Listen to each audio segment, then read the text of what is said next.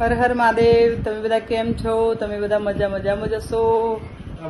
તો ગાઈસ જુઓ, અત્યારે હાલ નોકરીથી ઘરે આવીશું અને હમણાંથી વ્લોગ આવતો નહીં। એનું કારણ એક જ છે કે કેમ વ્લોગ આવતો નહીં। તમે બધા વિચાર કરતા હશો કે વ્લોગ હમણાંથી કેમ આવતો નથી।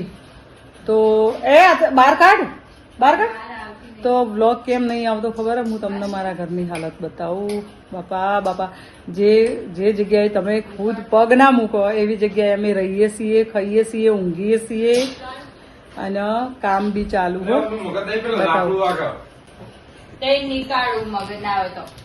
જો આચલ હ જોજો હો, ઘરની હાલત બતાવું।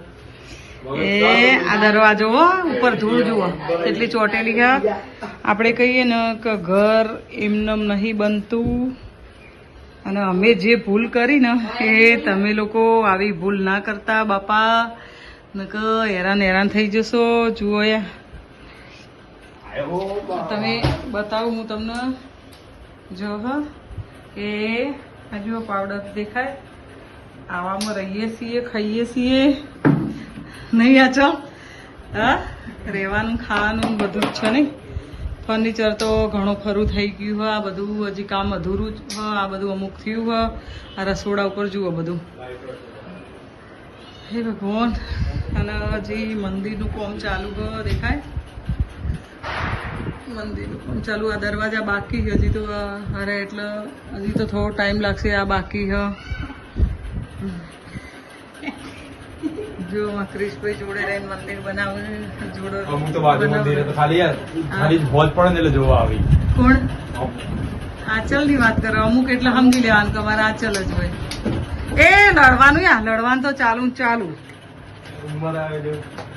પછી બીજું બતાવું। જુઓ અમારા ભગવાનની હાલત, અમારા હંગાત જેવું અમે રહીએ ને એવી રીતે અમારા ભગવાન પણ રહી। ગણપતિ દાદાની હાલત જુઓ।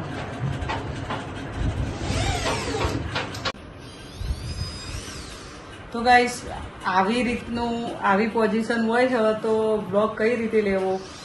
હવે સમજો કે થોડો ટાઈમ પછી તમને મસ્ત ઘર તૈયાર થઈ જશે એટલે ઘરે બતાવીશું કેવું ફર્નિચર કર્યું, કઈ રીતનું કર્યું, હાલમાં કેવું હોય, પછી કેવું હશે, બધું તમને બતાવીશું। હાલ તો હું એટલી થાકીને આવી હું જબરદસ્ત।